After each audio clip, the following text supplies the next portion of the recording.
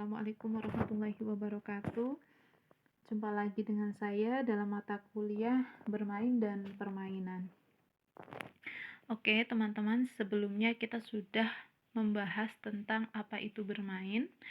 Bahkan kemarin juga sudah disebutkan beberapa ahli yang mengatakan tentang teori bermain ya. Kalau bermain itu memakan waktu ya. Kemudian bermain itu memang sesuatu hal yang menyenangkan, kegiatan yang sangat disukai sama anak-anak. Nah, di sini ada beberapa ahli yang mengatakan ya, kalau bermain itu diartikan berbagai hal. Yang pertama itu menurut Froebel yang mengatakan bahwa bermain adalah bagian dari pertumbuhan dan perkembangan. Karena apa? Ketika bermain kan memang menggunakan berbagai aspek ya. Kemudian pertumbuhan.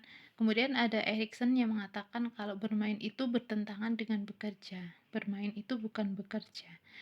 Kemudian ada Vygotsky yang mengatakan bermain imajinasi itu adalah kunci perkembangan. Kemudian ada Elkin yang mengatakan bahwa bermain itu menurunkan tingkat stres. Iya, karena tujuan bermain itu adalah untuk bahagia, untuk senang kayak gitu. Jadi bukan untuk sesuatu yang menakutkan, sesuatu yang menegangkan.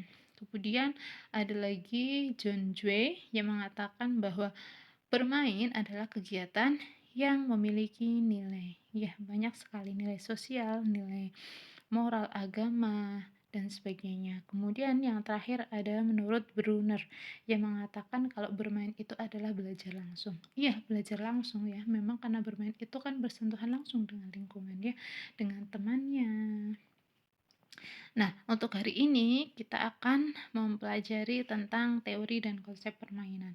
Sekilas ya, ketika kita menyebutkan bermain, jika kita belum membaca, maka bermain itu sama dengan permainan. Ya, memang agak sama, tetapi ternyata memiliki perbedaan. Ya. Nah, di sini kegiatan bermain itu memang tidak akan lepas dari kata permainan. Kalau di sini permainan itu biasanya disebut dengan game. Ya, saya yakin teman-teman semua juga pasti tahulah apa itu permainan. Nah, kalau bermain dan permainan itu ada bedanya sedikit ya. Kalau permainan itu kegiatan main yang memang setingkat lebih tinggi daripada bermain. Kalau bermain itu kan bebas, tidak ada aturan dan sebagainya. Kalau permainan merupakan kegiatan main ya, kegiatan main yang dilakukan oleh pemain yang di dalamnya terdapat alur, cara, kemudian ada aturan-aturan yang disepakati oleh sesama pemain. Alur itu proses kegiatan mainnya bagaimana, kemudian ada cara-cara tertentu dalam melakukan main itu. Ya. Kemudian ada aturan. Jadi aturan itu memang berlaku ketika anak-anak itu sedang melakukan permainan itu. Kalau bermain itu kan bebas, tidak ada aturan, tidak ada alur kayak gitu. Bebas ya, bebas kapan dia akan berhenti, bebas dia akan pilih permainan apa saja. Kemudian bebas untuk melakukan sesuatu.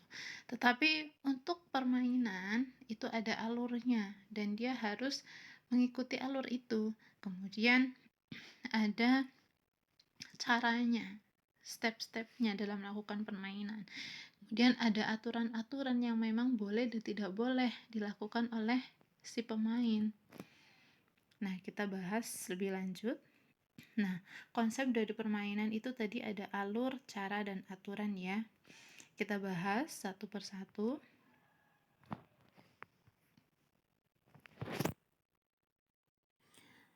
Alur dalam permainan di sini maksudnya adalah kegiatan dari awal, kemudian tengah atau prosesnya ya, dan akhir permainan. Kemudian di akhir permainan biasanya akan ditentukan mana sih pemenangnya kayak gitu, mana yang kalah. Dan di sini ada kegiatan awal, memang proses yang pertama kali dilakukan, kemudian tengah permainan, dan akhirnya seperti apa? Oh, akhirnya ternyata ada yang menang, seperti itu. Kemudian caranya, jadi ketika melakukan permainan itu ada langkah-langkahnya, teman-teman. Jadi tidak sembarangan, tidak seperti bermain bebas seperti layaknya anak-anak ya. Di sini kalau permainan itu ada cara-cara tertentu yang harus disepakati kemudian dilakukan oleh si pemain. Kemudian di permainan satu dan permainan yang lainnya itu pasti memiliki cara yang berbeda. Selanjutnya itu ada aturan. Maksudnya di sini adanya aturan yang mengatur seluruh pemain dan aktivitas bermain. Anak akan mengenal konsep menang dan kalah. Jadi, aturan yang berlaku dalam permainan ini biasanya untuk si pemainnya juga untuk aktivitas bermainnya. Aturan-aturan bagaimana dia ketika bermain, permainan itu dimulai itu seperti apa, bagaimana ketika dia melanggar permainan, kayak gitu. Bagaimana ketika dia melakukan permainan dengan baik, itu ada aturan-aturannya. Dan akhirnya ketika dia bisa melakukan cara, alur, dan aturan-aturan itu dengan baik, maka bisa dikatakan dia menang kayak gitu. Dan ada juga yang kalah. Di sini Gross mengatakan bahwa permainan memberikan pengalaman pada seorang anak menyiapkan diri untuk hidupnya nanti. Karena apa? Ketika si anak melakukan permainan, ternyata di sana dia banyak belajar. Nah, beberapa di antaranya itu bernegosiasi dengan orang lain. Kemudian mengenal dan patuh pada aturan. Tadi kan ada aturan-aturan yang harus dipatuhi ya. Kalau enggak kan berarti dia out kayak gitu atau dia kalah. Kemudian bekerja sama. Ya, karena permainan ini berbeda dengan bermain. Permainan ini dilakukan oleh lebih dari satu orang. Ingat ya, permainan itu dilakukan lebih dari satu orang. Makanya di sini menurut Gross, permainan itu mengajarkan untuk bekerja sama, toleransi, kemudian ada empati ya. Kemudian memecahkan masalah secara bersama karena dilakukan secara bersama. Selanjutnya, permainan yang muncul itu beragam jenisnya dan hal itu muncul oleh tingkat kematangan perkembangan berpikir si anak. Jadi semakin rumit permainan tersebut, maka diperlukan kematangan berpikir yang lebih baik. Makanya permainan itu harus disesuaikan dengan usia si anak ya. Biasanya untuk permainan-permainan rumit itu untuk usia-usia yang sudah beranjak ke SD kayak gitu. Ya memang ada kemungkinan untuk anak-anak yang di TK usia 5, 6 dia bisa melakukan permainan yang dikatakan sulit ya untuk anak usia sekolah dasar. Itu ada, mungkin karena cara berpikirnya itu sudah matang atau dia memiliki kecerdasan lebih. Ya seperti bermain catur ya, itu kan termasuk dari kegiatan yang rumit dan memang dilakukan oleh anak-anak yang memiliki kognitif atau berpikir kecerdasan yang lebih daripada yang lainnya. Selanjutnya kita membahas tentang konsep permainan ya. Permainan sebagaimana yang saya jelaskan tadi itu setingkat lebih tinggi dari kegiatan bermain ya. Adapun di sini beberapa syarat terjadinya permainan. Yang pertama itu ada kegiatan main yang dilakukan oleh 2 atau lebih. Ya, jadi permainan itu dikatakan dilakukan oleh 2 atau lebih orang. Kemudian anak memulai permainan itu ternyata sudah sejak dini, sejak usia bayi. Nah, permainan bayi bersama orang dewasa biasanya itu cilukba ya. Itu kan permainan yang sangat fenomenal sekali dan memang ada dari dulu sampai sekarang ya. Permainan yang mengembangkan aspek sosial. Kenapa dikatakan aspek sosial? Karena dilakukan oleh dua orang. Ada orang dewasa dan si bayi ya, dua orang. Si lupa itu si bayi sedang mengenal lingkungannya, terutama orang dewasa atau pengasuh yang sedang mengajak bermain cilukba itu. Kemudian di sini ada beberapa faktor yang mempengaruhi perkembangan permainan. Yang pertama itu ada faktor sosial. Kenapa faktor sosial itu dikatakan mempengaruhi perkembangan permainan? Ya, jadi lingkungan sosial dalam masyarakat itu sangat mempengaruhi perkembangan permainan. Misalnya ya, di lingkungan pesisir, otomatis di sana perkembangan permainannya sesuai dengan kebiasaan masyarakat di pesisir. Kemudian budaya. Nah, budaya ini memiliki pengaruh sangat tinggi terhadap permainan ya. Nah, biasanya permainan itu memang untuk mengajarkan nilai-nilai budaya. Contohnya kalau di Jawa itu kan ada yang namanya permainan lompat tali ya, lompat tali, kemudian ada yang menggunakan biji-bijian itu kan memang berkelompok, itu melatih kesabaran, kejujuran ya. Kemudian ada teknologi, faktor teknologi. Jadi di sini seiring dengan perkembangan zaman ternyata memang permainan tradisional itu mulai bergeser dengan adanya permainan-permainan yang berbasis digital maupun teknologi ya. Banyak sekali sekarang permainan teknologi itu yang memang canggih dan sesuai dengan zamannya, tetapi kita sebagai anak Jawa khususnya ya, anak Indonesia yang memiliki beragam suku, beragam budaya, bahasa dan sebagainya, tidak boleh meninggalkan permainan tradisional sebagai peninggalan dari leluhur yang memiliki nilai-nilai budaya ya, nilai-nilai yang cukup bagus, karakter yang bagus yang diajarkan sejak dulu. Boleh kita bermain teknologi, tetapi tidak boleh meninggalkan permainan tradisional. Selanjutnya, meskipun permainan dipengaruhi oleh beberapa hal ya di atas, yaitu sosial, kemudian budaya dan teknologi, tetapi konsep dasarnya itu terdapat 4 jenis permainan. Ini pada dasarnya ya, konsep dasarnya itu ada 4. Yang pertama itu ada permainan keberuntungan.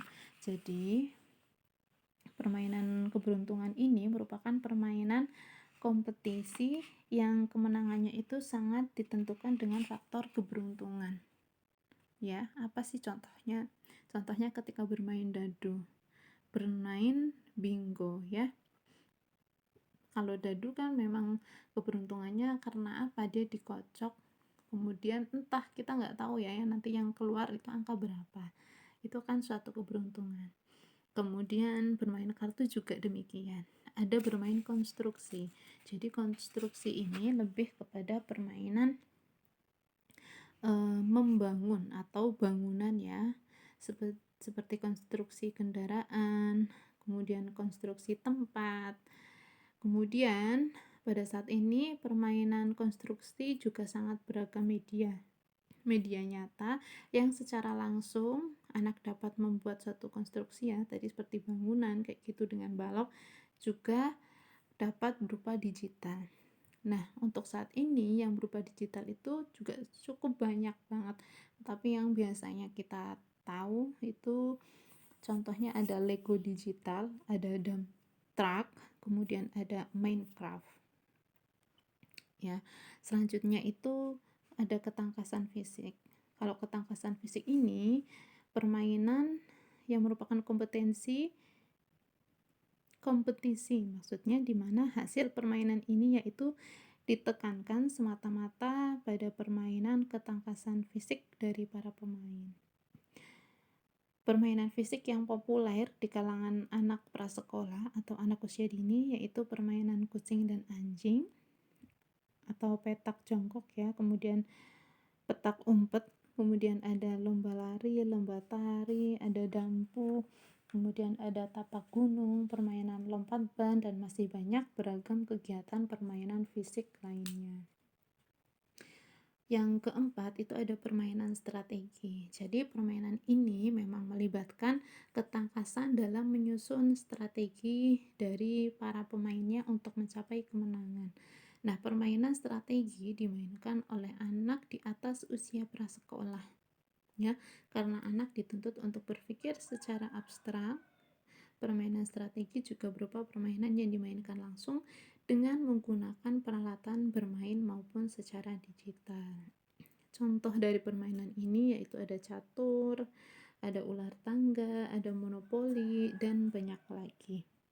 Ya, memang di sini dikatakan pada umumnya dilakukan oleh anak-anak di atas usia prasekolah, tetapi kita melihat ya di televisi tidak memungkiri bahwa ternyata anak usia dini pun ada yang memang sudah dilatih oleh orang tuanya untuk bermain catur kayak gitu ya, diikutkan lomba. Jadi memang itu tidak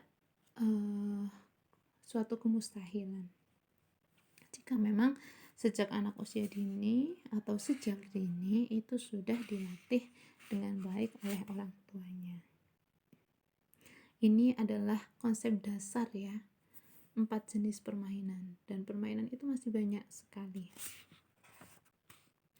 Selanjutnya pembahasannya ada lingkungan belajar dan bermain anak usia dini. Kita perlu tahu apa sih itu lingkungan bermain dan belajar anak usia dini, karena ini berkaitan dengan nanti pembahasan selanjutnya tentang bermain, jenis-jenis bermain, kemudian jenis-jenis permainan seperti permainan tradisional ya, permainan dari ada bermain dengan barang bekas dan sebagainya. Tapi sebelum itu kita harus mengenal dulu lingkungan belajar dan bermain anak usia dini itu seperti apa. Jadi lingkungan bermain yaitu tempat untuk berinteraksi ya dan beraktivitas yang dilakukan oleh seorang anak di mana dia menyalurkan energi dan mengoptimalkan perkembangannya dengan perasaan senang. Kemudian lingkungan bermain memang ditata sedemikian rupa untuk menunjang kegiatan bermain dan belajar anak. Ya, kalau teman-teman pernah observasi dan pernah melihat PAUD ya, pasti kelasnya itu beragam. Ada model tertentu, pasti kelasnya juga dirancang dengan menyesuaikan model pembelajarannya. Kemudian chatnya juga itu diperhatikan, kemudian ada tempatnya juga diperhatikan, ada aksesorisnya juga diperhatikan, kemudian ada lebar kelasnya, bangkunya, posisi bangkunya itu juga perlu untuk diperhatikan agar menunjang proses pembelajaran anak usia dini ya, agar tujuan pembelajaran itu tercapai dan anak itu nyaman ketika belajar. Nah, di sini anak usia dini itu memiliki karakteristik yang berbeda ya. Walaupun memang mereka memiliki tahap perkembangan yang sama, bakat minat tiap anak memiliki keunikan dan ciri khas masing-masing. Oleh karena itu, disinilah guru harus mengetahui lingkungan bermain yang tepat sesuai dengan usia anak. Misalnya untuk anak bayi ya, anak bayi memiliki kebutuhan bermain yang mendukung kemampuan sensoriknya dengan menyediakan berbagai mainan yang digantung. Biasanya ada ya mainan-mainan yang digantung itu. Di sini fungsinya untuk melatih kemampuan visual si anak. Kemudian untuk melatih meraih dan menggenggam. Biasanya setelah anak melihat dia akan mencoba untuk meraihnya dan menggenggamnya. Itu adalah masa eksplorasi juga, di mana anak ingin tahu apa sih benda itu, bagaimana rasanya, kemudian bagaimana teksturnya. Kemudian disediakan bel atau rattle untuk melatih kemampuan audio. Ada material seperti boneka dari bahan, kemudian ada boneka dari bulu, mainan plastik, dan karet untuk melatih kemampuan taktil atau sentuhan. Ini untuk anak usia bayi. Selanjutnya, untuk anak usia bayi, alas main juga perlu diperhatikan. Ini juga menyangkut keselamatan dan kenyamanan si bayi. Contohnya, karpetnya itu dari kain atau karpet busa portable untuk menjaga keselamatan anak saat mulai berangkat ya, jadi nggak sakit kayak gitu. Nah, selain itu perlu juga diberi pagar. Kalau sekarang kan sudah ada ya mainan yang memang sudah dibuat agar si anak itu tidak merangkaknya itu tidak kemana-mana, tetapi tetap di itu saja. Jadi seperti pagar keliling seperti itu ya. Ini sebagai pembatas agar saat anak merangkak itu mudah diawasi dan terhindar dari anak yang sedang bermain aktif, atau memang terhindar dari tempat-tempat yang membahayakan. Selain itu, untuk usia bayi juga posisi stop kontak ya, yang berkaitan dengan hal-hal yang kemungkinan membahayakan itu harus dijauhkan, paling tidak memang ditempatkan lebih tinggi daripada si anak agar tidak bisa terjangkau. Kemudian selanjutnya ada batita. Di sini batita itu memang sudah mampu berpindah tempat dengan berjalan maupun berlari ya. Jadi lingkungan bermain yang dapat disediakan, contohnya itu ada permainan ketangkasan seperti ayunan, ada seluncuran, ada mangkok putar ya, teman-teman bisa lihat ketika di PAUD itu namanya mangkok putar. Nah, selain itu juga biasanya sudah disediakan bola plastik, ada bola yang berbahan karet, dan biasanya ada keranjangnya. Ini juga untuk melatih berbagai macam perkembangan anak seperti warna, kognitif ya. Anak juga belajar tentang sentuhan. Kemudian mulai diperkenalkan dengan permainan manipulatif seperti balok, puzzle yang dari kertas, bisa puzzle yang dari kayu, dan banyak hal lain untuk batita ini. Selanjutnya untuk usia prasekolah. Jadi lingkungan yang tepat untuk usia prasekolah ini dapat disediakan seperti trampolin, ada papan titian ya untuk bisa melangkah di situ, dan tangga majemuk. Kemudian melihat usia anak yang sudah matang untuk permainan manipulatif ya. Di sini seorang pendidik bisa menyediakan permainan yang mendukung lingkungan matematika, sains, dan keaksaraan. Biasanya kan untuk papan titian, kemudian tadi untuk permainan manipulatif itu kan ada yang puzzle balok gitu kan. Nah, itu nanti bisa diberikan puzzle yang ada hurufnya, kemudian ada angkanya, kemudian balok juga ada warnanya, juga ada angkanya. Nah, ini juga berkaitan dengan keaksaraan, berkaitan dengan matematika kayak gitu ya. Kemudian kalau yang berkaitan dengan sains kan itu nanti ada percampuran warna, ada banyak sedikit kayak gitu. Nah, lingkungan bermain itu ada dua. Yang pertama ada lingkungan bermain indoor dan lingkungan bermain outdoor. Dan kita harus tahu bagaimana sih lingkungan bermain, syarat-syaratnya ya, baik indoor maupun outdoor. Dan di sini syarat lingkungan bermain yang aman dan nyaman untuk ruang indoor. Pertama, berbagai sarana yang ada di dalam ruang terbuat dari bahan yang aman. Ya, ini sangat memperhatikan keselamatan. Kemudian tidak mudah terbakar, tidak mudah luntur, tidak berbau atau lengket ya. Ini sangat tidak nyaman jika demikian. Tidak berjamur karena ini akan mengakibatkan diare dan penyakit yang lainnya. Tidak berkarat, ini juga bisa menyebabkan penyakit dan sebagainya. Tidak mengandung bahan berbahaya seperti logam, merkuri. Dan di sini juga dianjurkan untuk menghindari plastik dengan kode daur ulang, pagar 3, pagar 6, pagar 7, dan direkomendasikannya cuma yang pagar 1 dan pagar 5. Nah, di sini juga ada ketentuan tentang alat mainnya. Ukuran alat main baiknya itu tidak terlalu kecil, ya. Jadi ketika anak bermain, amannya memang tidak terlalu kecil. Gimana? Kok bisa kayak gitu? Karena apa? Anak kan sedang masa eksplorasi, dia pengen tahu berbagai hal, sehingga biasanya dia akan mencoba untuk menjilatnya, memakannya kayak gitu. Kemudian melempar lagi, kemudian memakannya lagi. Takutnya ketika kecil nanti akan tertelan, seperti kelereng, bola kayak gitu ya. Itu juga bisa jadi loh nanti dimakan sama si anak dan bisa tertelan. Makanya tidak boleh terlalu kecil, pun juga tidak boleh terlalu besar, ya. Takutnya nanti si anak malah susah untuk memainkannya. Kemudian bentuk alat main itu tidak tajam dan tidak runcing, ya, takutnya nanti kan tergores dan sebagainya. Nah, adapun alat-alatnya itu teksturnya halus, tidak menimbulkan luka, kemudian tidak menimbulkan luka, dan ketika disentuh dan digigit itu aman.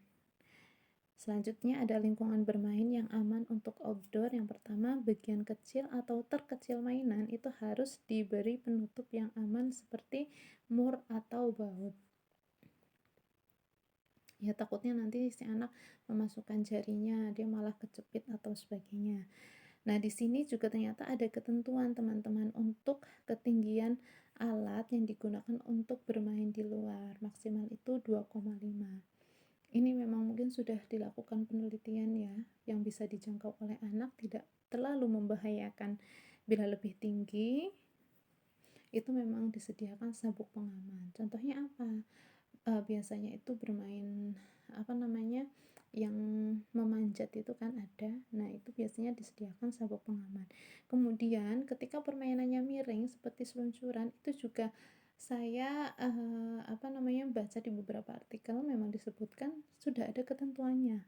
Ketentuannya itu tidak boleh lebih dari 30 derajat.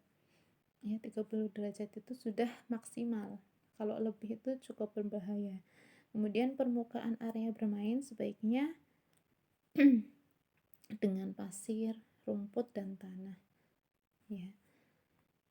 Nah, begitu saja tentang perkuliahan pada hari ini, teman-teman. Silahkan yang mau bertanya bisa disampaikan di forum diskusi. Terima kasih. Wassalamualaikum warahmatullahi wabarakatuh.